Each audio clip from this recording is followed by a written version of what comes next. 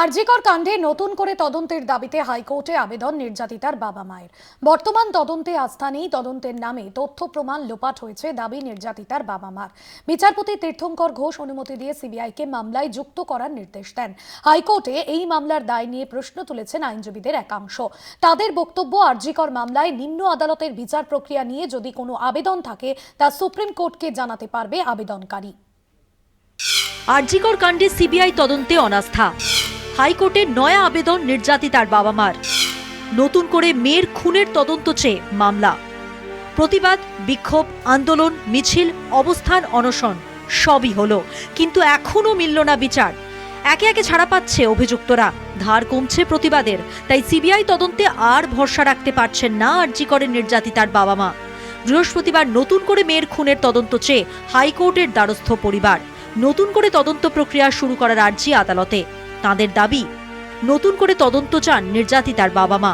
নির্যাতিতার বাবা মার দাবি, বর্তমানে যে তদন্ত চলছে তাতে আস্থা নেই। তদন্তের নামে যেসব তথ্য প্রমাণ লোপাট হয়ে গিয়েছে, ট্রায়াল শুরু হয়েছে, সাক্ষ্য গ্রহণ চলছে। এখনই আদালত হস্তক্ষেপ না করলে পরিস্থিতি হাতের বাইরে চলে যাবে। দ্রুত নতুন করে তদন্ত শুরু করার নির্দেশ দিক আদালত। সিবিআই যেভাবে তদন্ত করছে, যেমন সঞ্জীব ঘোষ এবং তারপরে তো ইচ্ছাকৃতভাবেই ছেড়ে দিল আমাদের মনে হয়, সেই জন্যই আমরা ওদের উপরে। এবং রাতে ওর সঙ্গে যে চারজন ছিল ডিউটিতে, তাদেরও অ্যারেস্টও করেনি, তাদের দুজনকে মাত্র সাক্ষী রেখেছে, বাকি দুজনকে সাক্ষী রাখেনি। ইনভেস্টিগেশন চেয়ে মামলা করেছে, কারণ কিছু কিছু স্পেসিফিক জায়গায় আমাদের মনে হয়েছে সেই সব যারা অ্যাসিস্ট্যান্ট সুপারিনটেন্ডেন্ট ছিলেন ওনার সাক্ষী নেওয়া হয়নি, এবং কিছু কিছু অ্যাভিনিউজ আছে যেখানে ইনভেস্টিগেশন হয়ইনি। তো সিসিটিভি ফুটেজ বলুন এবং সাক্ষী বলুন, সেই জিনিসগুলোর ফার্দার ইনভেস্টিগেশন যাতে হয় সেই জন্য এই মামলা করা হয়েছে। আমাদের কোনোভাবেই ইন্টেনশন নয় যে ট্রায়াল কোর্ট যেরকম কাজ করছে সেরকমভাবেই ট্রায়াল কোর্ট সাক্ষী নেবে এবং কমপ্লিট করবে। হাইকোর্ট ইন্টারফেয়ার করেছে, বলেছে আমি মনিটর করব ম্যাটারটা।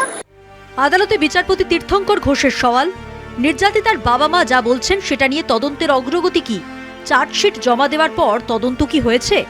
আরও কাউকে তদন্তের স্বার্থে প্রয়োজন কিনা তা জানাবে সিবিআই। 24শে ডিসেম্বর পরবর্তী শুনানি। তাদের এই মামলার অনুমতি দেন বিচারপতি তীর্থঙ্কর ঘোষ। মামলায় সিবিআইকেও যুক্ত করার নির্দেশ দেয় আদালত। নির্যাতিতার বাবা মা কে বিপথে চালিত করেছিল কিছু স্বার্থান্বেষী লোক, কিছু আইনজীবী, কিছু জুনিয়র ডাক্তার, কিছু রাজনীতিবিদ করে পুরো জিনিসটাকে ঘেঁটে দেওয়া হয়েছে।